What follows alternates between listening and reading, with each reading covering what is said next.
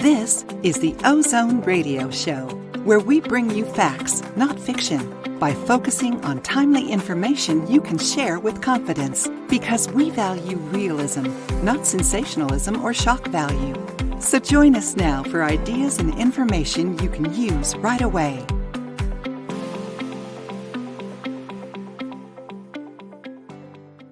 Welcome to the Ozone. I'm Robin Trimmingham with the Olderhood Group, and my guests today are Olderhood Chairman Bill Story and Ian Price, UK financial expert.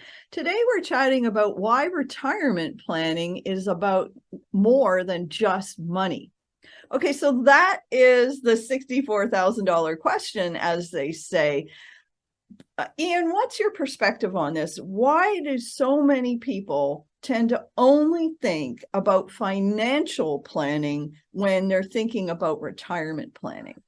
I think it's a lovely topic, and Bill, you and I could spend hours on this one, I'm sure, and we can meander everywhere we want to go.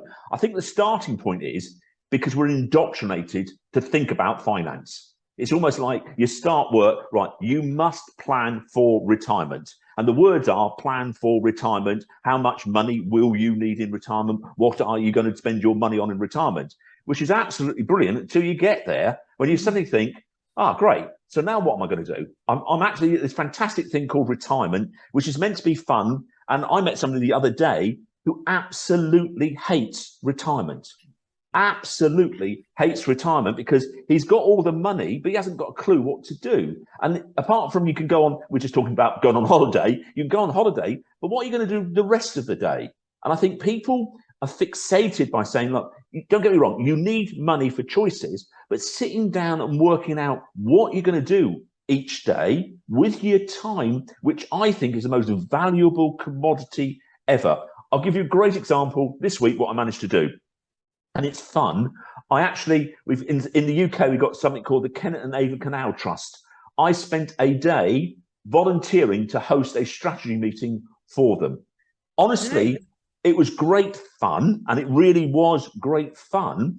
But I got out as much as they got out, to make sense. And we were talking about the actual charity. They have 300 plus volunteers.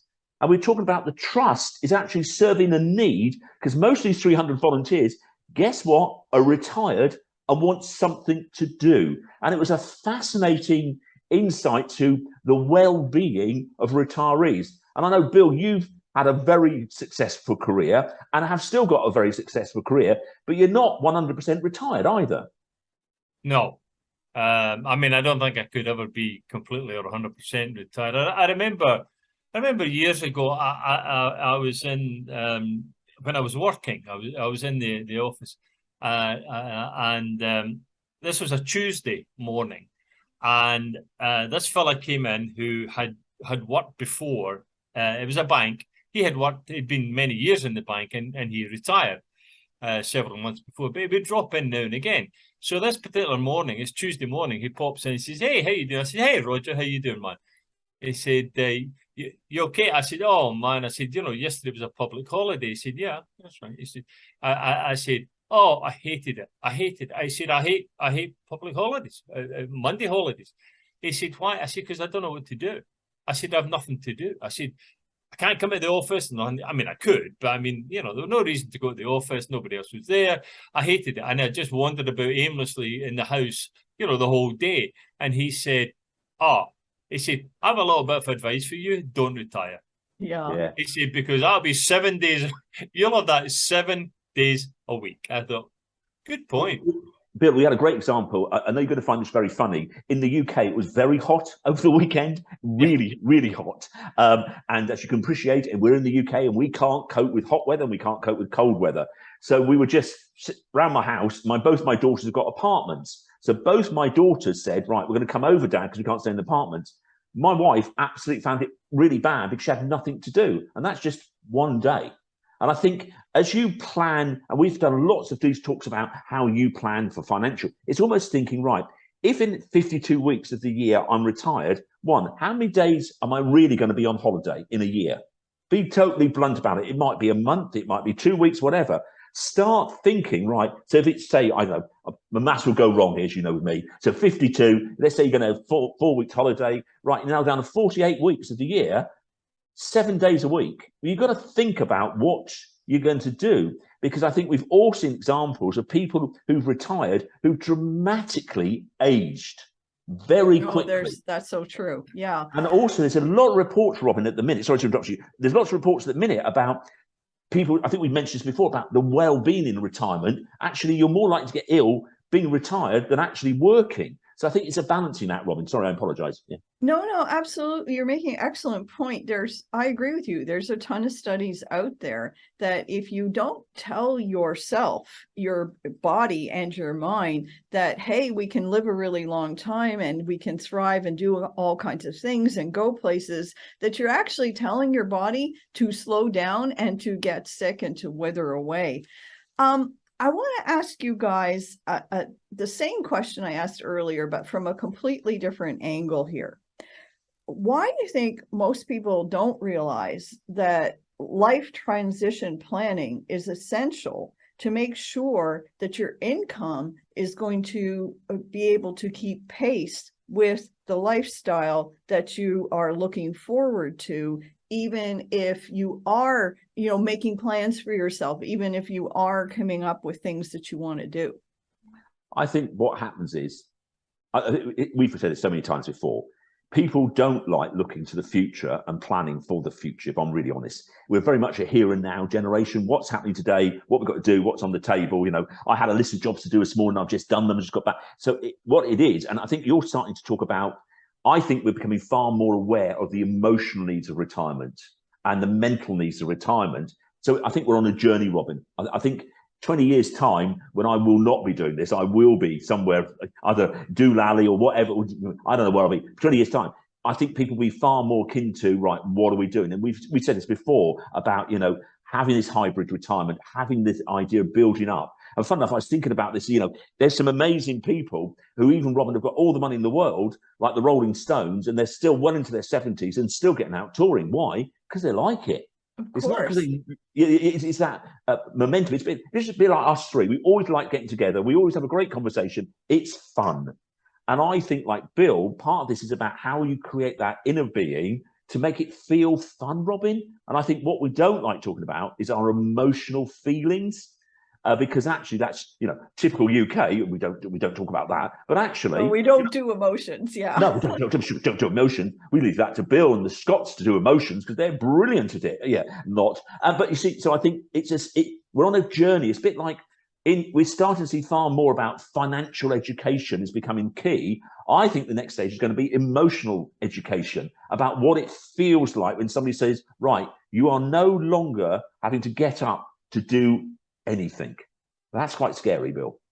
Yeah, well, I mean, using the Monday holiday analogy, what happened in my situation was very similar to the way you're just describing it, because I had remembered this notion about hating Monday holidays for many years.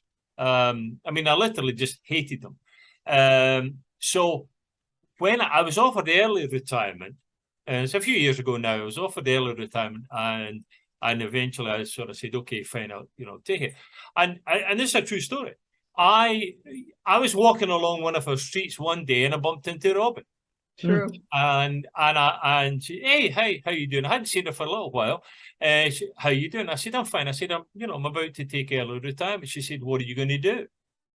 I said, well, and I didn't go through the Monday holiday issue certainly, but using that as my platform, I said, well, I'm going to do some writing. I had done writing for many years with industry magazines, trade publications, particularly in London, etc. I said, I'm going to start a blog about transitioning into retirement, etc. So Robin said, so do you know how to set up a blog? And I said, I have no idea. And she said, would you like some help? And I said, sure. And that literally on the street was the start of what is now Alderhood. That's how it started, and it springboarded off the Monday holiday issue. That's the truth. I think what I think is also interesting is everybody says, "Oh, when I'm not working, I will do all these things." What things? Everybody's got it in their head, but actually, even if you play golf 3 times a week, which I don't play golf by, but there's still 4 days when you're not playing golf. It's all these things about really sitting there and going, right, what does it look like? And I remember one guy, a gentleman I know years ago, said a great tip: make sure you do one thing a day. Have a job to do every day. At least that starts it. And to a certain extent, you're right. I think what you have to do as part of this process is slow down. When you are working, everything's done at breakneck speed because you haven't got long. When you're retired or semi-retired, you've got that commodity called time, and it's okay not to rush. And I think that takes time, Robin. If I'm really honest, it takes you, you can breathe. The other day, I can cut the grass whenever I want to now. It's not a job I have to do in 5 minutes because I've got more time. But my brain sometimes says, I've got to get it done. And I think you've got to educate yourself to do things differently. But it's not easy, Robin. I know some people who really struggle with this. And I think, funny enough, couples start to struggle with it because suddenly you're together with your loved one that you're not used to being together with all the time. So you need to create, not rules, but Nicole's my wife's a lovely school teacher. She's off at the minute. I'm just about to take her out after this for a coffee and a cake, whatever. But you've got to keep this whole thing going and work at it. It's not easy. I actually don't think it's as easy as people think so. It is. I think you're making an excellent point, and possibly a topic for our next discussion would be figuring out couples' finances in retirement. Yes. Because, when you have 2 career people who've had very independent lives and maybe independent bank accounts, and all of a sudden you're living on the collective pension pool, there can be all kinds of interesting things coming up. Well, that's about all we have time for today. You've been watching The Ozone. Join us again soon.